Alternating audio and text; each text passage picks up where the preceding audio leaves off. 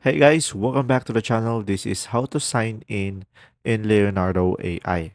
So guys, once you are on Leonardo AI, this will be their homepage. And from here on their homepage of Leonardo AI, you can just simply go ahead and click on over here, get started. So it will redirect you to another tab.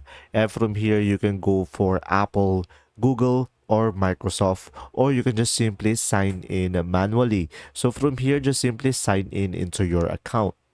So in my case, I use Google. So I'm going to go for Google and just simply select your account. And now once you have done that, automatically you'll be able to sign in into Leonardo AI.